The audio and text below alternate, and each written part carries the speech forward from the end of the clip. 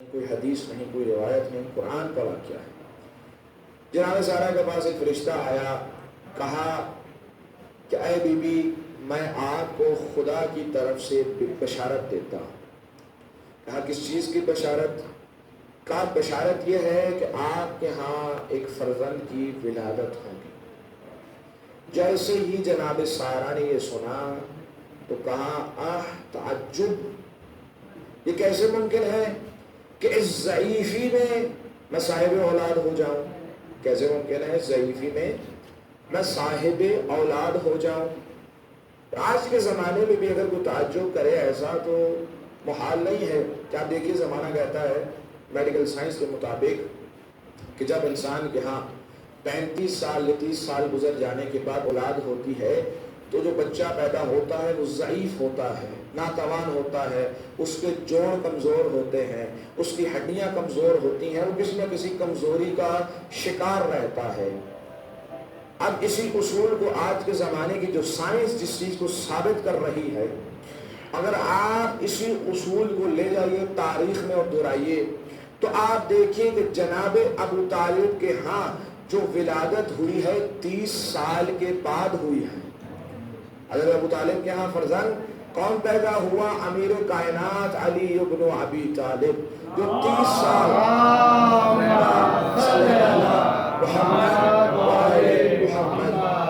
جو فرق سمجھانا چاہ رہا تھا۔ پہلی نشست میں عرض کی تھی کہ ہمارے بنائے ہوئے کے درمیان اور خدا کے بھیجے ہوئے کے درمیان فرق کیا ہے؟ ہمارے بنائے ہوئے کے درمیان اور خدا کے بھیجے ہوئے کے درمیان فرق کیا ہے؟ عزیزان گرامی، ابو طالب کے ہاں ولادت ہوئی 30 سال کے بعد۔ میڈیکل سائنس یہ کہتی ہے کہ جو 30 سال کے بعد بچہ پیدا ہوگا اس کی ہڈیاں کمزور ہوں گی، اس کے ہاتھ کمزور ہوں گے، اس کی آنکھیں کمزور ہوں گی، وہ صحیح سے چل نہ سکے گا، کسی نہ کسی کمزوری کا شکار رہے گا۔ لیکن تاریخ نے اس بات کو غلط ثابت کر دیا کہ جب ابو طالب کے ہاں 30 سال کے بعد آخری عمر میں بیٹا پیدا ہوا، شیر خدا بنا۔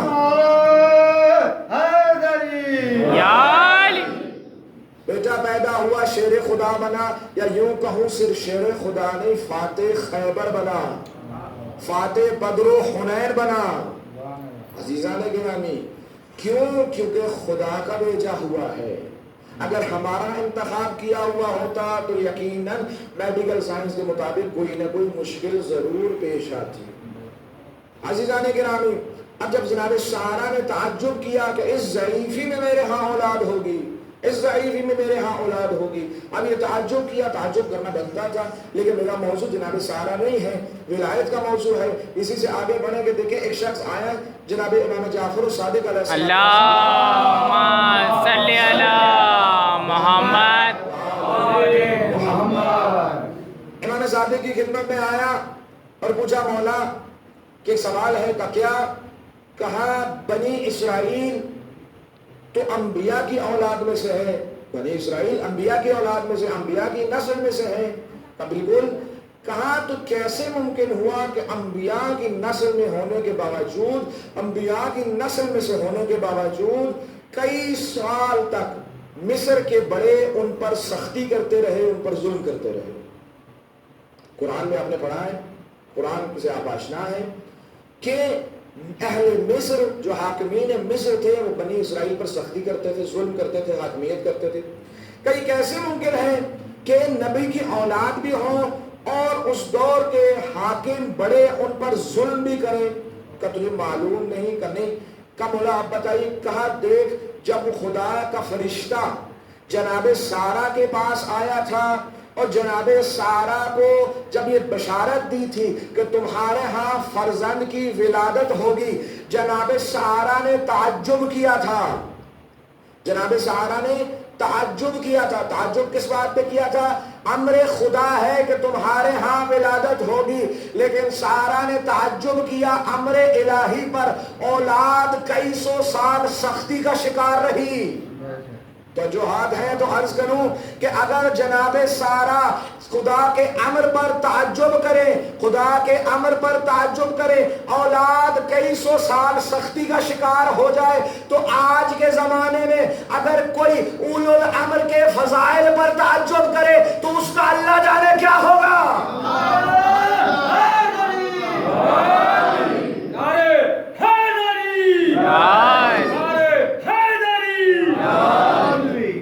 حضران گرامی، آج زمانے میں سوال اٹھتا ہے کہ علی کے یہ فضائل ہیں، علی دیتے ہیں تو دیتے کیسے ہیں؟ علی نے یہ کیا، ہم جب کہتے ہیں کہ علی کے در سے ہمیں رزق ملتا ہے تو زمانہ کہتا ہے کیسے؟ جب ہم کہتے ہیں کہ ہمارا جز علی کے سوا کوئی نہیں تو زمانہ کہتا ہے کہ کیسے ہو سکتا ہے، یہ کیسے ممکن ہے؟ اس مسئلے کو حل کر دیتے ہیں۔ کیا دیکھیے، خدا کا ایک فرشتہ ہے جس کو خدا نے موت کے لیے مقرر کیا ہے۔ ایک صلوات پڑھے محمد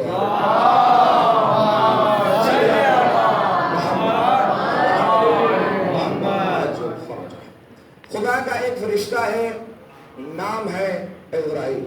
اب سب آشنا ہے، ہر عزرائیل کا نام آتے ہی ویسے ہی کوئی نہ بھی چوکس ہو کے بیٹھا ہو تو ویسے ہی وہ چوکس ہو جاتا ہے کہ اللہ خیر ہی کرے، چونکہ نام ہی ایسا سنگین ہے، سخت نام ہے، کام بھی ایسا ہے۔ عزیزان گرامی، خدا کا فرشتہ ہے عزرائیل۔ اب دیکھیے کہ عزرائیل دنیا میں ایک دن میں کوئی ایسا لمحہ نہیں ہے، کوئی ایسا وقت نہیں ہے جہاں کسی نہ کسی کی روح قبض نہ کر رہا۔ ایسا ہی ہے، آپ جب جانتے ہیں کہ دنیا میں کوئی ایسا وقت، کوئی ایسا لمحہ، کوئی ایسی اوقات نہیں ہے، کوئی ایسے وقت میں گنجائش نہیں ہے کہ عزرائیل وہاں پہ روح قبض نہ کر رہے ہیں۔ یا ممکن ہے ایک لمحے اس وقت عزرائیل دنیا کے اس کونے میں روح قبض کر رہا ہے، اگلے لمحے ہمارے سامنے بیٹھے ہوئے کسی کی روح قبض کر رہا ہے۔ یہ کیا ہے؟ یہ عزرائیل ہے۔ عزرائیل کیوں کر رہا ہے؟ کہا اس لیے کہ اس کو ہم نے اپنا وکیل بنایا ہے، اس کو ہم نے اپنا وکیل بنایا ہے۔ کیا کیا؟ ہم نے اپنی طرف سے اسے وکالت دی ہے، اسے اپنی طرف سے وکالت دی ہے۔ تو جو ہے نا عزیزان گرامی، لفظ وکالت ہے، ولایت نہیں۔ جس طرف لے جانا چاہتا ہوں، اگر توجہات ہوں کہ صرف وکالت دی ہے، اور عزرائیل کوئی سردار الملائکہ بھی نہیں ہے کہ ملائکہ کا سردار ہو اور اتنی بڑی اتھارٹی ہو، نہیں، ایسا بھی نہیں ہے۔ ملائکہ کا سردار جبرائیل ہے، ملائکہ کا سردار جناب جبرائیل ہے۔ بالآخر جناب جبرائیل کا ایک اپنا مقام و مرتبہ ہے۔ اب جناب جبرائیل کا تذکرہ ہو گیا تو ایک روایت عرض کر دوں کہ آپ دیکھیے جناب جبرائیل ایک مرتبہ ختمی مرتبت کی بارگاہ میں بیٹھے ہوئے تھے۔ صلوات پڑھیں محمد والا۔